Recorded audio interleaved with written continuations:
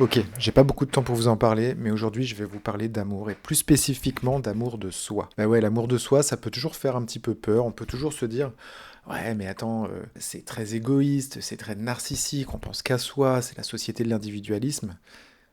Oui et non, surtout non en fait. L'égoïsme, le narcissisme, c'est ne penser qu'à soi. Et là, moi, je dis pas ça, je dis penser à soi d'abord.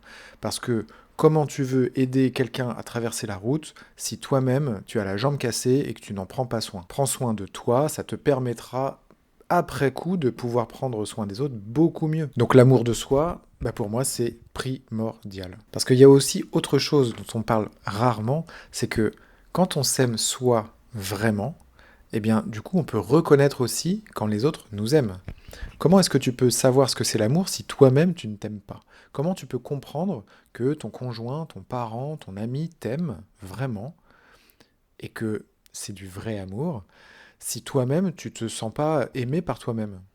Tu peux pas. Et puis comment tu peux aimer quelqu'un sans t'aimer toi-même? Enfin, je veux dire, la source de l'amour, elle vient de toi, tout vient de l'intérieur. Ça va de l'intérieur vers l'extérieur.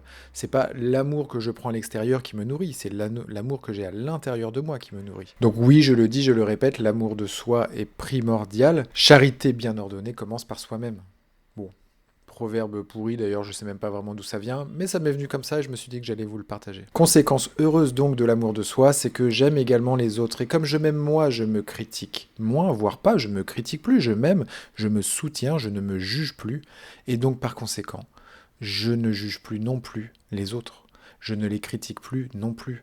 Et je ne m'empêche plus d'avancer. Parce qu'au final, qu'est-ce qui vous empêche réellement d'avancer si ce n'est la peur? La peur du regard des autres? Ouais, mais en fait non, la peur du regard des autres, c'est la peur de votre propre regard. C'est vous, le regard que vous portez sur les autres, mais en fait le regard que vous portez sur vous-même qui vous bloque. Donc déjà, on laisse les autres tranquilles, hein, c'est pas le regard des autres qui m'empêche d'avancer, c'est mon propre regard. Et quelle est la solution à ça? L'amour de soi. Comment le développer? On verra ça une prochaine fois. À bientôt.